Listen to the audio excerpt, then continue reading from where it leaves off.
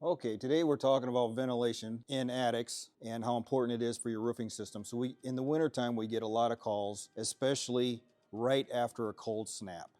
And people will be calling, we got spots on our ceiling, or we actually have water dripping into the houses. And it's rather odd because it's the middle of wintertime, there's no snow on the roof.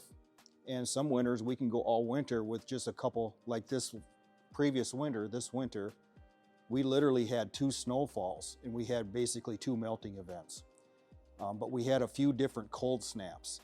If you have a ventilation issue in your attic and it isn't working properly, the problem is going to show up right after it starts to warm up. So if it gets down to 0 degrees or colder, and plus we get a bunch of wind with it and we get minus wind chills, that every attic is going to fill up with frost. And that's normal. You can go up into any attic, it can be a brand new house, or however old house, 20, 30-year-old house, you look up in the attic and there's going to be frost in the attic. Now that's generally not a problem. If the attic is breathing properly, all that moisture, the frost, is just going to evaporate. So we just got done fixing or improving a ventilation issue for a homeowner on a house that was built in 1996. The current homeowners have lived there, I believe, 9 years. And this is the first winter where they had condensation issues that manifested are in a bedroom and in a bathroom and then in the foyer area. It was all along the whole north side of the house. They had yellow spots and some of the seams on their drywall ceiling had started to come loose from moisture. So what's going on? The house is 29 years old now and it's never had this issue, but now this year we have an issue. So we don't have any video of this particular repair. We do have pictures of the work we did. So Thomas will be adding in pictures as we go out through this video of the pre-existing conditions and then what we did to make this ventilation a little bit better. So basically the story about this house, current construction or modern construction. So we have intake at the soffit vents and we have exhaust on the roof vents. We have kind of a cheat sheet that we use. It's an app. Anybody can use it, so homeowners can use this. So if you think you have condensation issues, what you can do, you can just basically look at your soffit intake. You can go look at how many roof vents you got, and you can go to lamanco.com. And on that, there's a section on there. You just point and click. It'll take you to a little chart. You can enter the square footage of your attic, and it'll literally kick out how many roof vents you need, how many soffit vents you need. And basically in our area, we're using the 1 to 300 rule. The 1 to 300 rule is basically, it boils it down to simple math. If you're doing this every day, kind of the rule of thumb is you need 1 750 Lamanco roof vent for every 300 square feet of attic space. And then typically you need 2 soffit vents to supply that roof vent, so air is flowing through there. So I'll show you how the house was. It was a hip roof, and you're looking at the front of the house, so it's a hip, but I'll just do this first. So there's the attic space. So it's hip all the way around, so we have ventilation all the way around. It had soffit vents on the side to allow the air to come up into the attic, and it had 3 roof vents on the top. So those 3 roof vents are considered the exhaust, the soffit vents, and Thomas will show you a picture of a soffit vent and the roof vents. Okay, so how this laid out from bird's eye view down, basically a hip roof. Not quite square, so it kind of comes up like this, a little bit of a ridge, very small ridge. This house had 3 roof vents on, and the roof vents were about 4 feet down from the peak. And you want the roof vents as high as up, so right away we're a little bit off. They don't have the roof vents all the way up at the peak. Now because it's a hip, it's hard to, and there's only about 4 or 6 feet of ridge there to put all those roof vents on, so that's why they put them on the different slopes. Typically for aesthetics and performance, you want all the roof vents on one slope if possible. This house didn't have that. So the house had 18 soffit vents to start, is what it had, and it had 1,100 square feet of attic space. So what this calls for, it calls for 6 roof vents. Go to the Lamanco chart, it does the math for you. Okay, so the problem with this deal here is where are you going to put the 6 roof vents? If you start moving them down so you can get 2, you know, 2, 2, 2, you got the 6, but now they're lower. So now what happens is when you got these winds, they're short circuiting and they're not working properly. You literally want how it's supposed to work is the intake comes up and it comes out perfectly. And when you start lowering the roof vents and you put them on different slopes so close together, the air will start cross circuit the roof vents so they don't breathe properly, and then you choke off the flow. So there's nothing being vented here. When there's nothing being vented here, the venting in the wintertime is very important. It's even, I argue, sometimes it's more important in the wintertime than it is in the summertime. In the wintertime, we need that air moving through that attic so that frost is evaporating and going out. So it's been fine for 29 years, and now it isn't working anymore. And so what happened? There's a couple different things. We'll show you a picture. Hopefully we have a picture in the computer. When the guys roofed it, they got the roof vent hole here, a little 8-inch square hole, but then they got a round roof vent off to the side of it. They don't even have the roof vent centered. So now they've really choking it off.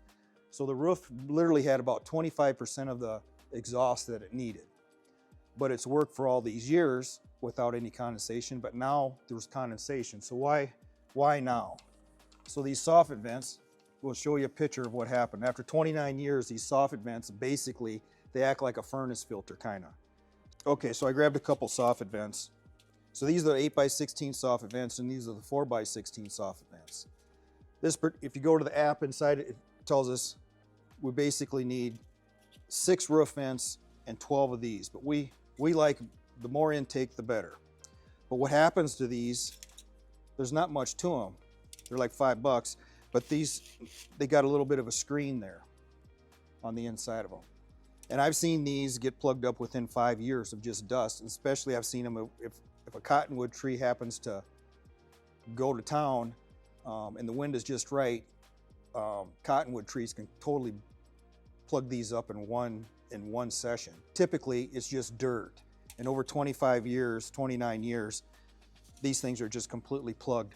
So the intake on the house is completely choked off, and there's no air flowing through the attic. That's why now this season, it just got to a point where the condensation in the house just became too much, and they've been choked off for so many years now that every year it's just been getting wetter and wetter and wetter in that attic. So what we did to fix it, so whenever we get a call and it's a condensation issue in an attic, and we're going to help the homeowner fix that, what we want to do is maybe it's just changing out soffit vents. What we typically see is there's just not enough soffit vents and they're plugged up. So if you go to a house and it has 8 or 10 soffit vents, but it calls for 14, we'll add more soffit vents and put new ones in to get the thing breathing.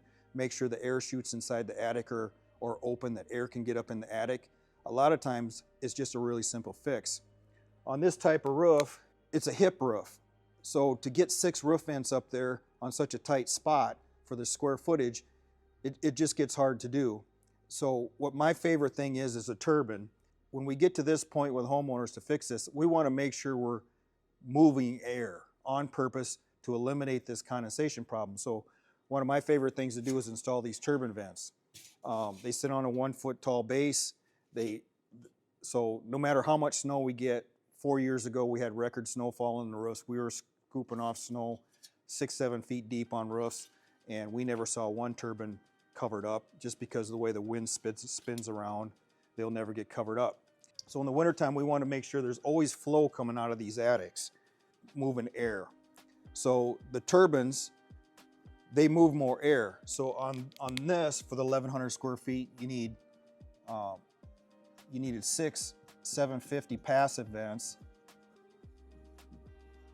But for the same amount of square feet, we only need 2 turbines to get the same work done. So it's really simple to do that. So on this roof, we just went and we installed 2 new turbines on this house. Now the benefits of turbines in the wintertime is you can pretty much guarantee that they're never going to get covered up with snow. So houses with passive roof vents and they're 4 inches tall, and then ridge vent We get a bunch of snow and that exhaust gets covered up with snow, the house isn't breathing. Now we're in winter time, it's cold outside, the attic is filling up with frost and it's not venting. There's no air moving because there's snow on the roof. So with turbines, you can guarantee that there's always going to be air moving through that attic. Even if there's no wind, you got the big 12-inch round holes up there, they're gonna be acting like passive roof vents. But if there's just a little bit of wind, they're sucking air through that attic. So it's just a really good way for homeowners to fix their condensation problems.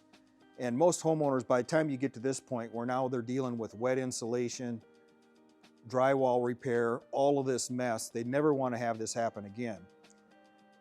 We're reducing the likelihood of this happening again by installing turbines to fix this problem. We can just, if they don't have enough roof vents, some homeowners just pick, if they needed 10 roof vents and there was only 6 up there, some homeowners just go for the savings to adding the additional roof vents they need, just to go with that and try it. And it's a wait and see. Just try it for a few winters and see if it fixes the problem completely. If it doesn't fix the problem completely, then invest in removing those roof vents and installing turbine vents. In my opinion, turbines are the best option for this issue. When homeowners have a problem and they want to get to the bottom of it and get it fixed, our solution is going to be to upgrade from passive roof vents or ridge vent to turbine vents, just for this specific issue. This is not necessary if you don't have condensation issues in your home, but if you do, it's expensive to fix everything. Some homeowners actually have to pull all the insulation out because it's so soaking wet and re-insulate, which is expensive. And then to get the drywallers in there to fix drywall and the mess and the days it takes to put all this back together. So in order to fix this type of thing, we recommend for condensation issues that pop up, and they usually pop up 15, 20, 25 years later, specifically around that 30-year mark if the soffit vents have never been fixed. We fix several of these a year. Some of the fixes for this can be really simple, for just a couple hours worth of work and some very inexpensive materials just to change out soffit vents, and that does it. Sometimes it's adding soffit vents, adding additional air chutes in the attic, sometimes adding additional insulation in the attic to reduce the heat loss that promotes the condensation or hot and cold air mixing. Sometimes it's adding roof vents, sometimes it's plugging up all the roof vents and ridge vent and installing turbines. So sometimes it gets really complex. This particular house we did install new soffit vents. We plugged up the 3 roof vents. We put plugs in them, re-shingled around them, and we installed new turbines on the house to code exactly what we needed to do that. And the homeowner already had the insulation removed because it was all soaking wet and there was some mold up there. So the last few years, this issue has been building for them. So we re-insulated the attic for them after they had their mold remediated. So it got rather expensive for the homeowner, and really all it was the house was built with inadequate exhaust to begin with. It had adequate amount of soffit vents installed, but not enough roof vents. And then the last time the roof was re-roofed, the roofers didn't even get the roof vents over the holes, so they weren't even pulling up as much air as they should be. That's all I got for now. If you're in the Sioux Falls, South Dakota area, this is Woods Roofing and Exteriors. Our office is in Canton, where our shop is, where we come and go with our crews every day. We have another office in Sioux Falls, and we're here in the greater Sioux Falls area to help you answer any of your questions, help you with repairs. Residential re-roofing, siding, and windows are the services that we're offering right now. And you can go to my website, Jim Woods Roofing. Thomas will put a thing up here on it, but it's Jim Woods Roofing is the website I came up with 25 years ago, been using it ever since. And he'll put our phone number up on the screen for you too. Thanks for watching. I hope this helps.